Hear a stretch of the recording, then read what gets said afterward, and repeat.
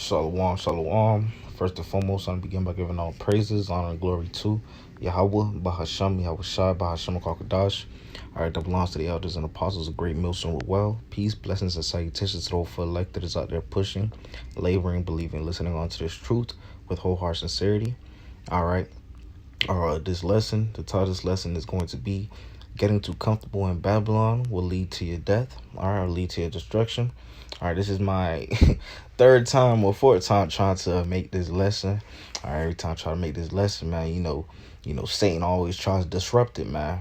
All right, but I'm gonna get straight into it. I got a quick clip that I want to play, and then we get straight into it. The last time I uploaded a video, it picked up the sound of the clip, but it cut out the sound of when I started bringing out the precepts. But we gonna get straight into it. All right, Lord witnesses edifying to the elect of Israel. All right. Divers learn to tolerate high levels of carbon dioxide in their bloodstream and stay very, very calm. The way they die is very interesting. They'll just be swimming, feeling completely calm because they're very used to, they've trained up this CO2 tolerance. And when they die, they don't suddenly feel like, oh my goodness, I'm running out of air. It's just lights go black. That's it, they're just blackout. And so they're alive and then they're gone. And so this is why they use spotters, they have a line, etc. Sort of like when you hear that skilled parachuters die. Why? Well, because they're so comfortable with so many jumps, they actually forget to pull. There are many instances in which they're videoing the first time jumpers, right? And they're getting the video for them and they themselves forget to pull because they're so comfortable jumping out of planes. Free divers learn.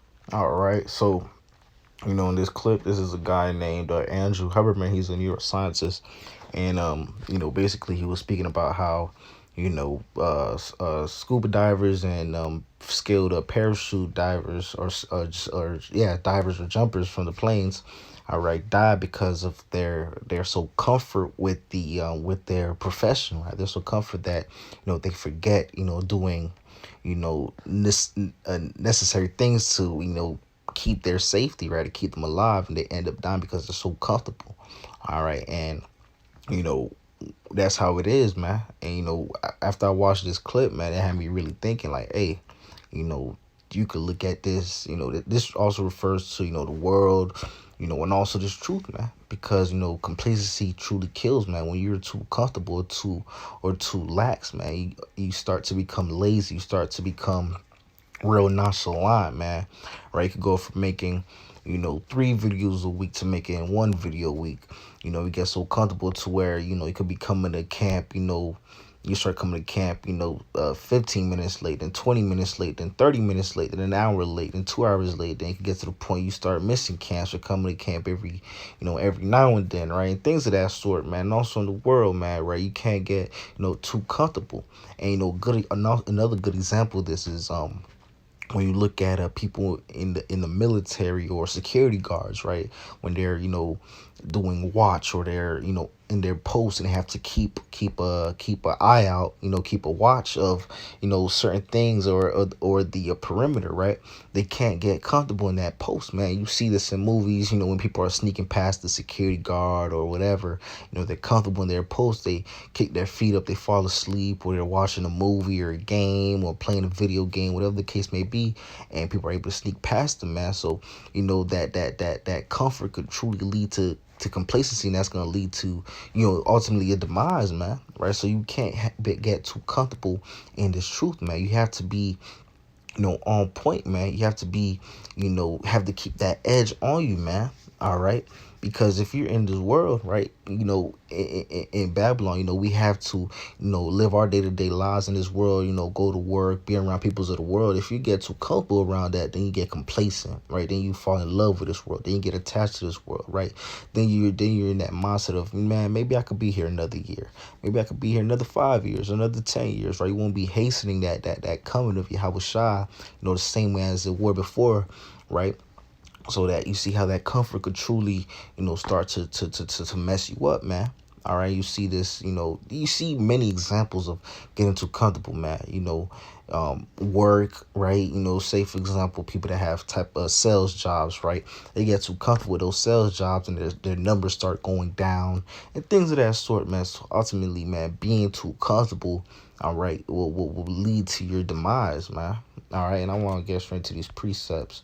All right, this is a First Peter, the 5th chapter, verse 8, and it reads, "Be sober, be vigilant, because your adversary, the devil, as a roaring lion, walketh about, seeking whom he may devour." And like I was saying earlier, man, with the examples of the security guard or military personnel when they're on their posts or in the watchtowers, man, they have to be vigilant, and you can't be vigilant if you're being too comfortable, right? Because you're not on your P's and Q's, you're not paying as close attention as you should, man, right? You have to be basically like on the edge of your seat, man. You have to be on point, right? And once you're too comfortable, you're not on point, man. All right. These are things that you have to keep in mind. All right. This is a Revelation, the 3rd chapter, verse 16 reads, "So then, because thou art lukewarm and neither cold nor hot, I will spew thee out of my mouth." All right. So, being comfortable, that's going to lead to being lukewarm, right? And what's going to happen? The Lord's going to take that spirit from you. He's going to spew you out of his mouth. And that's the last thing that you want Yahweh Shema Shah to do, is to, spew you out of his mouth. Because if the Lord takes his spirit from you and also takes that hedge of protection from you, all right, you're good as dead out here, because now you're vulnerable to all these different spirits. You're vulnerable to all these, elements out here that could ultimately harm you and or put you to death, man. Right now, these things, these examples show you why, you can't get comfortable. You can't get too comfortable, man. All right, you have to keep that edge. It's a good thing to have that edge on you. All right, this is Micah, the 2nd chapter, verse 10, and reads, "Arise ye and depart, for this is not your rest, because it is polluted, it shall destroy you, even with the sword of destruction." All right, and these scriptures I've been pulling out, especially this one, the scriptures to keep in mind. All right, keep in mind that Babylon, right, this place that we are in is not our rest. This place is not the kingdom. This place is not the end all be all. This place is not the place where we are supposed to build. All right, as long as we have these wicked devils, these wicked elites and rulership, man, right, we are not at rest, man. We're not gonna know that true rest or that true comfort until Yahweh Shah Hamashiach returns and sets the order back in a righteous order. Then, all right, only then shall we truly know what true rest is, what true comfort is. All right, so that's, this is an example, or this is a precept as to, why we shouldn't get, too comfortable in this world, too attached to this world, because, that scripture says, right, you're going to end up being destroyed with this world, man, because you love this world so much, right? Love this world's going to end up getting destroyed with this world. So you can't get too comfortable, too complacent with that, or too complacent with that piece of the pie that you could be receiving from these devils, man, right? You have to keep that edge on. You have to, constantly, like I've been saying, man, stay on your P's and Q's. All right. But hey, it's just a quick listen, quick header through the spirit, man. Point has been made. Lord willing, this lesson was edifying to the elect of Israel. And with that being said, I give all praises, honor, and glory to Yahweh, Bahasham, Yahweh Shai, Bahasham, Kwakadash, that belongs to the elders and apostles of Great Mills on the well. Peace, blessings, and salutations to those for electors out there pushing, laboring, believing, listening on to this truth with whole heart sincerity. And until next time, Shalom, and a Bible ball. Kwame Ashrallah.